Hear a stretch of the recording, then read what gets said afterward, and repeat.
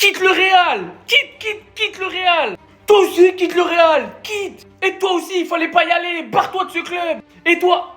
Non, il est innocent, mesdames et messieurs les jurés, il est innocent, il a pas fraudé. Reste au Real, bien au chaud. Sekeda. Bande d'idiots. Vous continuez à avoir confiance au Carlo Ancelotti. T'as un joueur, c'est un produit du centre de formation du Real. C'est le meilleur défenseur central cette saison au Real.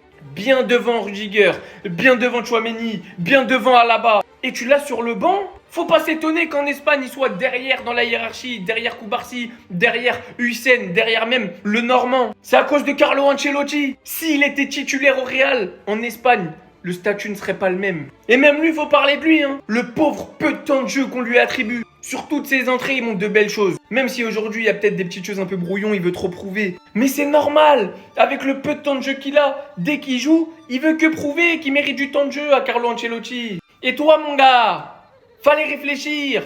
Il y a le football. Ça t'es que ta Ligue des Champions où t'as joué 0 minutes. Chez nous, t'aurais eu du temps de jeu. T'aurais pu te développer. T'aurais pu être un des meilleurs joueurs du monde. T'as voulu choisir le palmarès. Vas-y. Mais moi, je vous mens pas que ça me fait de la peine. Parce qu'au-delà d'être barcelonais, j'aime le football. Et des joueurs comme Hendrik, c'est des joueurs sensations, frissons. Ils font kiffer avec leur cojones à leur jeune âge. Arda Güler avec le talent qu'il a. Et même Asensio, même s'il a le dégradé d'Atelstan, je suis obligé de respecter le talent des joueurs. Et ça me fait mal au cœur quand je vois des joueurs comme ça, toujours pas utilisés. Mais ça, c'est de votre faute, les Madrilènes. Parce que ce mec-là, il vous ramène des Ligues des Champions, vous fermez les yeux sur tout le mal qu'il fait. Il sait pas développer des jeunes. Il produit aucun football malgré le fait qu'il ait énormément de talent dans son équipe. Et aujourd'hui, quand il perd, tout le monde lui tombe dessus. Mais il propose littéralement le même jeu que quand il gagne. Il n'y a rien de plus. Donc soyez cohérents. Si vous étiez tous derrière lui dans les victoires, restez derrière lui dans les défaites.